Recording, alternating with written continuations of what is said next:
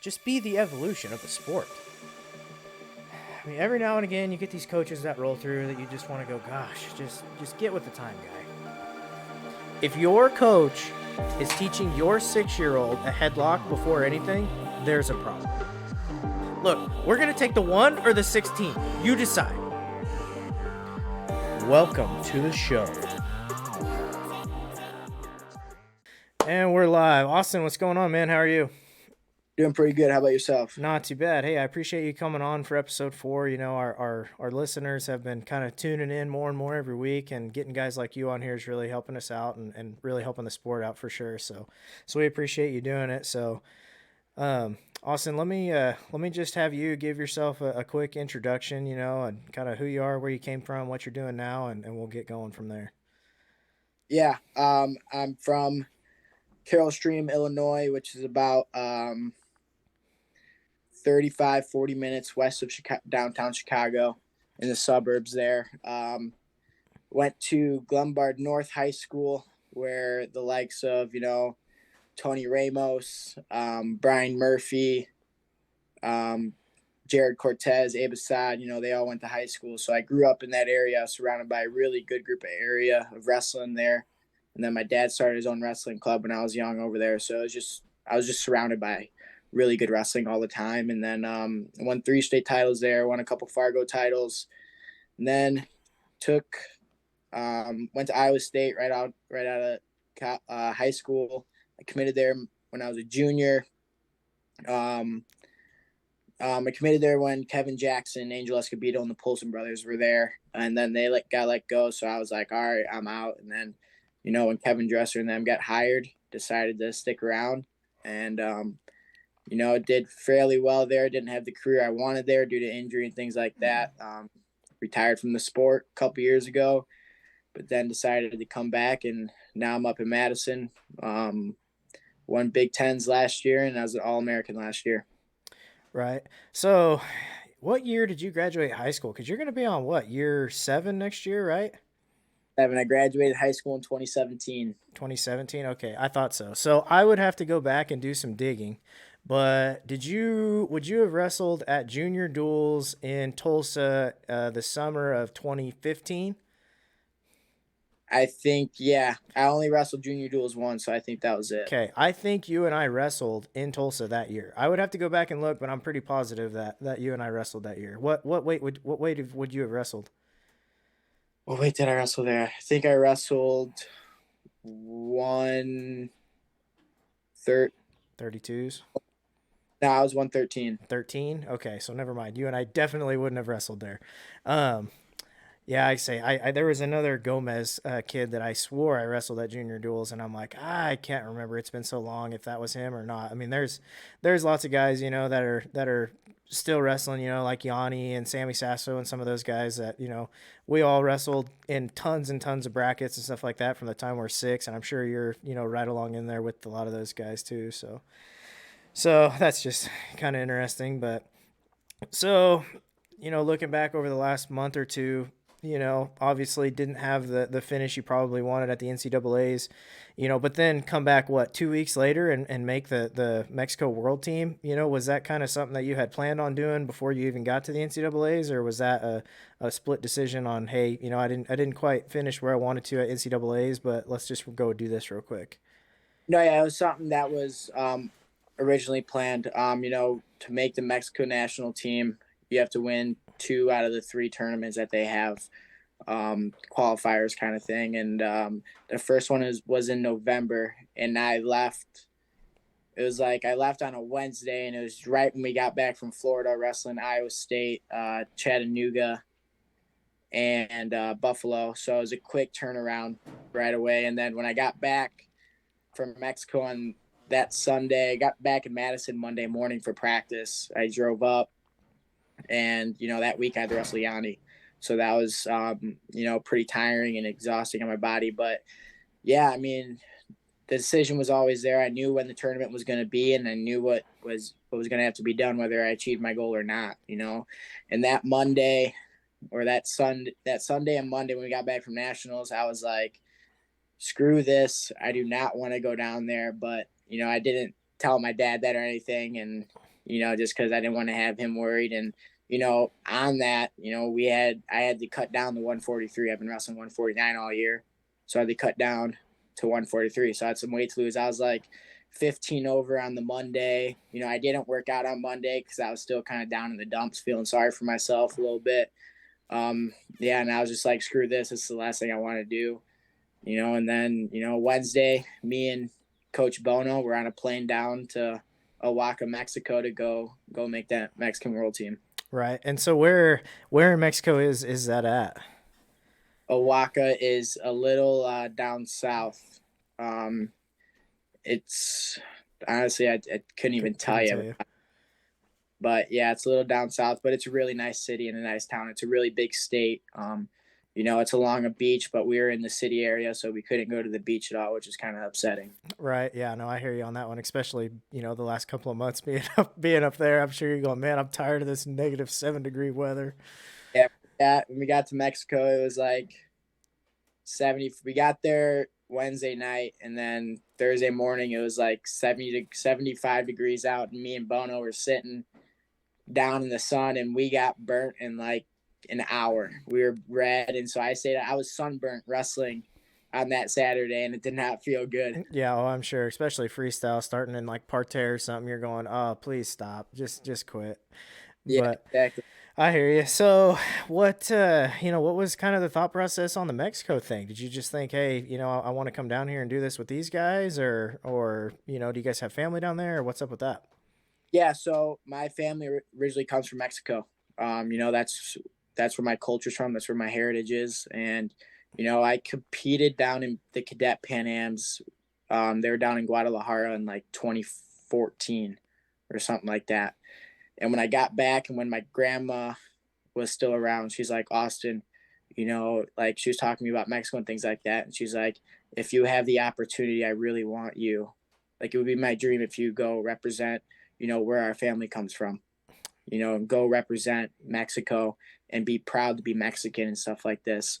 Um, and yeah, that's when it kind of all started. And, we really didn't get the ball rolling until, kind of this last fall. It was like, hey, let's go make this Mexico World Team and let's go win a world title. And like you hear people giving me and all these other people a bunch of crap saying you guys are Americans and things like that. Well, my point of view behind just me representing my family is, hey, you can't be a world champ unless you're at the world championships. So we're going to let all these Americans fight it out at 65 kilos, which is a pretty deep field, and that weight class might have some of the best guys in the world, like Joey McKenna. He could probably go medal, but he's got to get past Yanni. And it was like, it wasn't the easy way out, I would suppose, but I believe I'm the best wrestler in the world. And, the only way to prove that is to be at the world championships. Right. No, I agree. And I think a lot of people, they can sit there and talk and do what they want, but until they're on that stage, number one, their opinions are moot. There's nothing that they can say that's gonna affect anything that you guys are doing. And then number two, realistically, like, yeah, you might be wrestling for the Mexico team, but you're a United States citizen. Yanni's a United States citizen. So let's say you both go 1 and 2 in the world, that just looks really, really good for the United States, even if it is, for another team, but I do think that kind of following, what your family's legacy was, with your grandma asking you to do stuff like that, I think that shows kind of a good character that you have, and just the family morals and stuff like that. That statement of blood's thicker than water. I wholeheartedly believe that in a lot of aspects. I think there's obviously certain situations that's gonna be something hard to live up to, but in your situation, I think that definitely is a show of good characters, just for that. But so how does that, I guess, not how does it work, but what's the expectation? Are you supposed to go down there and train with that team and those guys and kind of be down there when all that stuff's going on, or? Yeah, I mean, the president of the Mexico Wrestling Federation is kind of giving me, a lot of leeway and kind of freedom a little bit. He knows I have a really good training situation here. in the United States. Being in Wisconsin, and then hey, maybe going and hitting up some other RTCs to get different partners in different fields and stuff like that. Um, but yeah, I mean, if they have a training camp and they say I have to go down to Mexico, all right, I'm going down to Mexico and I'm gonna go train down there for a week or whatever it is. Right. It. I love Mexico. I love everything about it. I love being down there. So it's like, all right, if I have to go to Mexico, and it's not like I'm traveling overseas. I'm just going down south a little bit, and it's not that bad. It's the same time zone as I'm in, and it's really easy. So I wouldn't mind going down there. And me and my sister have joked about it because my sister's on the world team too, from Mexico, and it's like, let's just screw it. Like one summer, once I'm graduated, once I'm done with college wrestling, let's just go down there, down to Mexico City or wherever, and just live down there for a month or two and just train, and get kind of used to that culture and stuff like that. Build relationships with the team and down there, and not just them thinking, oh, these Americans are coming down here and taking our spots and stuff like that. Just building relationships, and I think it would be really good for us.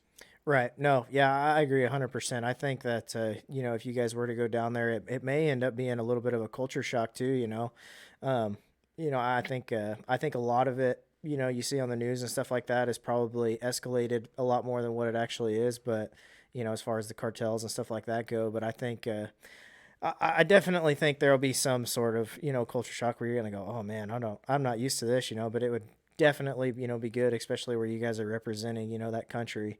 It'd be good Yep. for you guys to go down there and do that and that type of stuff. So, um, I guess, my other question is does that create any conflicts with any type of NIL deals that you currently have? Do they have any issues with that? No, they're all on board. You know, um, I only have really two main ones right now, and one's with Chain Wrestling, and but I got some exciting news coming here pretty soon, in a couple weeks, regarding my future, and then my other company, NIL deals with Municipal, which is a sport utility gear founded by Mark Wahlberg. So they're 100% on board and things like that. So it doesn't create any conflicts whatsoever. Right. So what's your, overall opinion just on that new kind of NIL era coming in? We've talked to a couple different people about it here, and we've had some opinions that are pretty far one side and pretty far the other, I think. And so what is your thought on it? Is it good for the sport, bad for the sport? I think it is right. There's two ways I look at this. It's good for the athletes who are already in school. Being able to market themselves, being able to make money off their name and image and things like this. Being able to, promote themselves to the whole entire world. Beyond just wrestling. And the negative side of it is coaches are using it to bring in high schoolers, saying, hey, if you come to our school, we're going to give you X amount of money. I think that's where it's wrong. And I think that's where these high schoolers, they're all caught up in the money. And when you see guys transfer, it's like, all right, how much money you're offering me, So I think it's becoming a little bit more about the money than it is about wrestling. I don't think any amount of money could make me go to a certain school. And even if I don't get along with the coaches and the guys, and these people are offering me X amount of much over this school, I'm probably not going to go there. Because for me, it's about being able to trust the coaches and the entire university as a whole than it is about the money. So it's a positives and negatives for me, but I think overall it's a little positive, bit more positive, and I'm a fan of it as long as you're doing it in the right ways and not the wrong ways. Right. Yeah. No, I said it a couple of weeks ago, on this podcast of, Jordan Burroughs put out a really good quote a couple of years ago, that college recruiting is a dirty game. And I think it is, I definitely think there's obviously, some people that, are doing the right things. There's some that aren't, at every level, whether it be Division I or community college or NAIA, you know, um, but I think NIL, it's good for kids, especially, you guys wrestling still and stuff like that, where once you're graduated, and I've said it once, I've said it 200 times, you don't have anywhere to go other than, wrestling for world teams and stuff like that. There's no Yeah. major league wrestling, and I wish there was. And that's a conversation that, we've had a couple different times here. So I'm sure people are tired of hearing of it. But I think that is one of the good things with the NIL stuff is, it's kind of getting you guys a little bit of a nest egg there to help you out, as you're getting done and deciding what you're doing and stuff like that. But I definitely think that it doesn't, help out the college recruiting game at all. So No, it's awful for it, and especially you see it in football and basketball a lot. But they've been doing it for years. This is nothing new to them. They've been recruiting like that for years. Just no one really knew about it because they kept it hush hush. But right. now it's all coming to light and things like that. It's interesting to see, and it's kind of sad to see what coaches and schools are willing to do for these to get these student athletes. Oh yeah, for sure. I mean, now that it's come out, you get to hear all these crazy stories. Like Pat McAfee show the other day or a while back. You got Johnny Football on there talking about he's sitting in a hotel room signing 3,000, autographed footballs or whatever the heck it was. And so it's kind of funny now that they've got it out. You get all these people that are coming forward and whatnot. But then you get to hear stories, and stuff like that from guys like Coach Prime who are walking in going, well, you know what? I don't care, who you are or what you're doing. This is what we're doing now. And I'm bringing all my guys in and everything Yep. like that, So I love that guy. But some of the things that he goes on and says, I'm going, man, you gotta chill out. Like, I don't think that's cool at all to come in and just remove half the team and tell them, hey, you need to get in the transfer portal. But Yeah. Yeah, and here's a hot take. I think Reggie Bush should get his Heisman Trophy back. yeah, I agree. Yep, there you go. So, and I'd be curious to know, and I haven't even looked, but do you know what the numbers are in the transfer portal for wrestling right now? Are they pretty big after the NCAA's? I mean, I would think they're probably crazy with just how many just emotional upsets and just wild stuff's gone on, at the NCAA tournament. I'm sure there is, but you only hear of the big names, right? So Right. I'm sure it's so crazy. It's always crazy, and we finally got our first coaching fire from Oklahoma and Lou Roselli.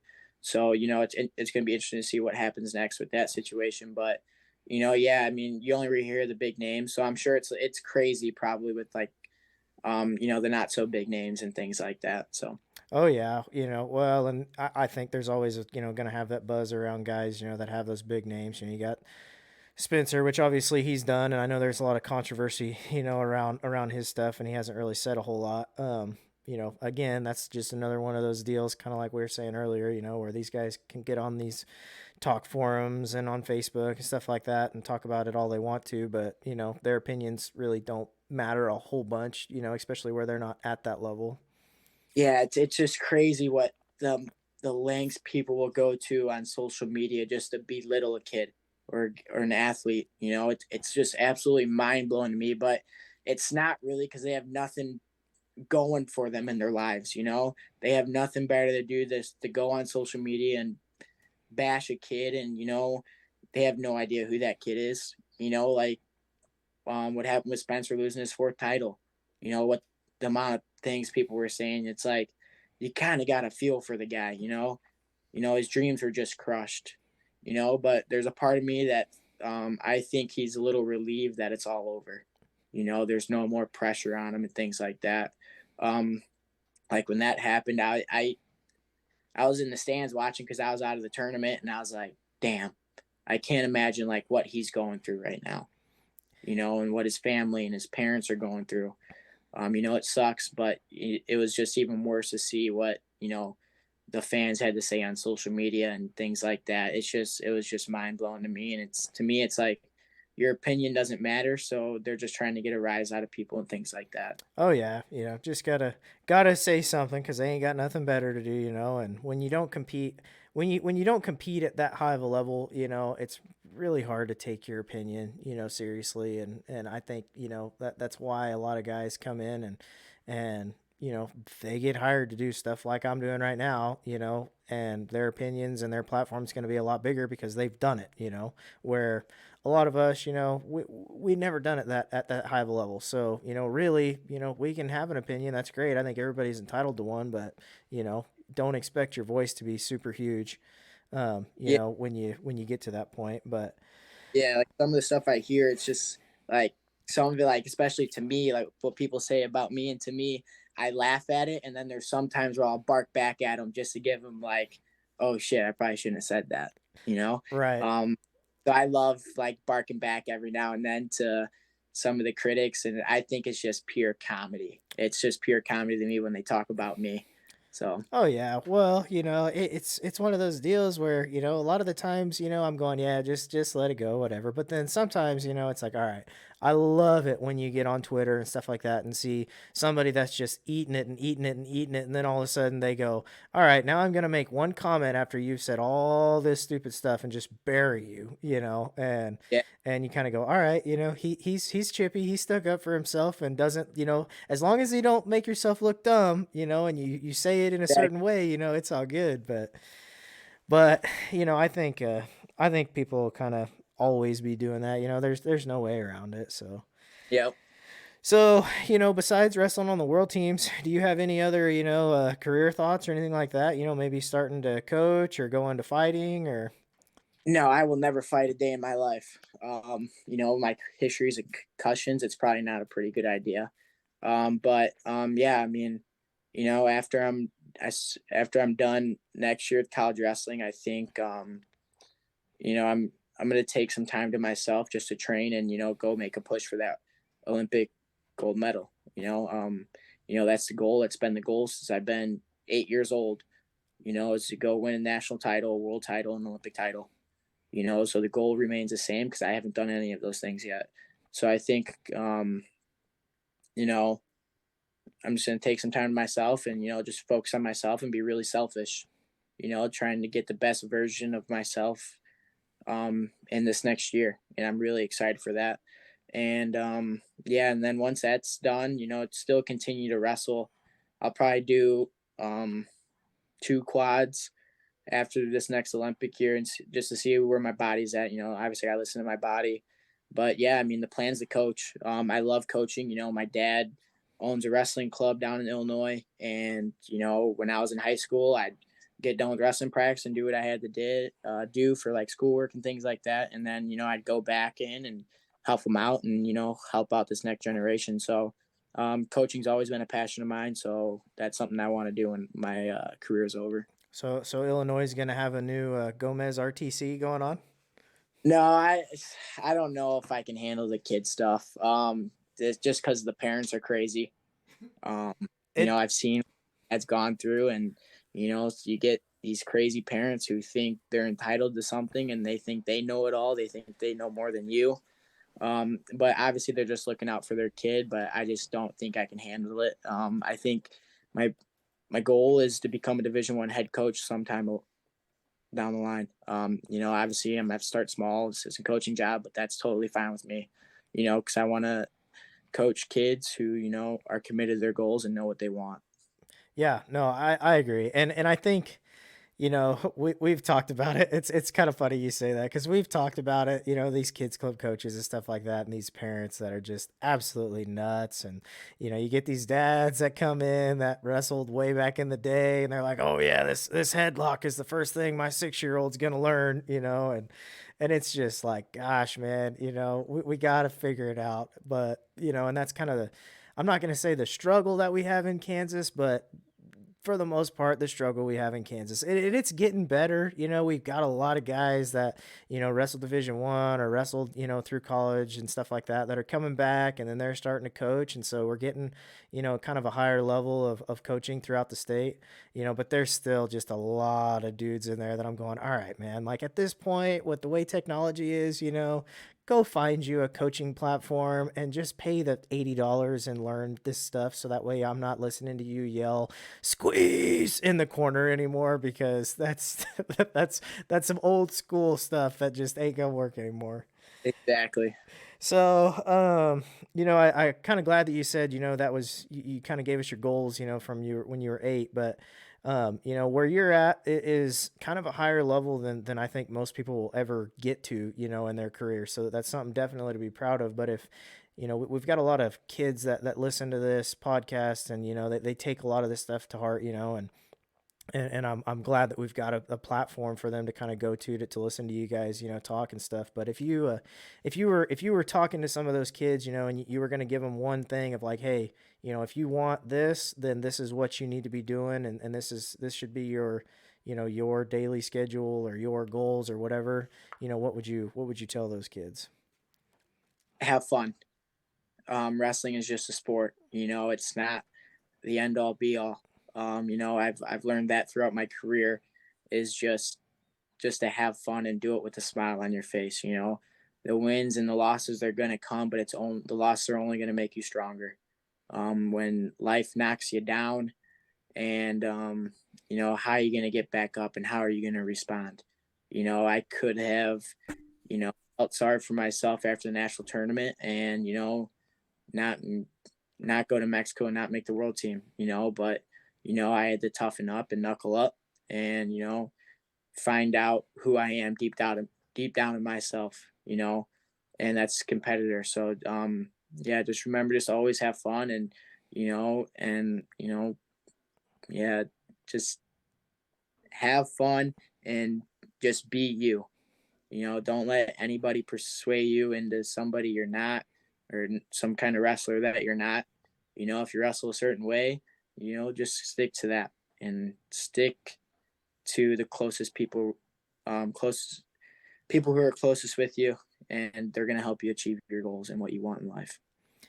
Good, good. Yeah, I like that a lot, man. I like that. That kind of runs along the same lines of, learn to love the process. Wrestling is one of those things that, it's got a lot of super, super big highs, and then pretty much everything else is super, super big lows. Those Friday nights running on the treadmill, cutting weight to get down, for the next morning, and, all of the training and everything like that, that's the process that you got to learn to love. And if you can have fun while you're doing that, and that's the biggest thing, I guess, is what you could say, is as long as you're having fun, the learning to love the process is going to come with it. So, you guys that are younger, that are still wrestling, that are listening, soak it all in. I'm sure Austin will agree with the same thing. Those high school days, those kids club days, stuff like that, and shoot, I mean, you've only got one more year of college left. Those days go by really, really quick. So learn to love the process, and have fun with it. But on that note, Austin, I really appreciate you coming on, man. This does a lot for us, not only, but just the sport of wrestling as it is. We're really trying to, to help grow this sport, and kind of get out there with what you guys have to say, because I don't feel like you guys get enough TV time, honestly. I know with a lot of this stuff, you guys, a lot of them, people like you say, oh, we don't need it, we don't need it, we don't need it, but you do. We got to get you guys out there and get the the quote unquote name, image, and likeness out, so that way this sport will grow and grow and grow, and hopefully one day we can get that, MLW, Major League Wrestling, in place, and keep going from there. So with that being said, episode 4, thank you very much, guys. I appreciate it, Austin, and we're out. No,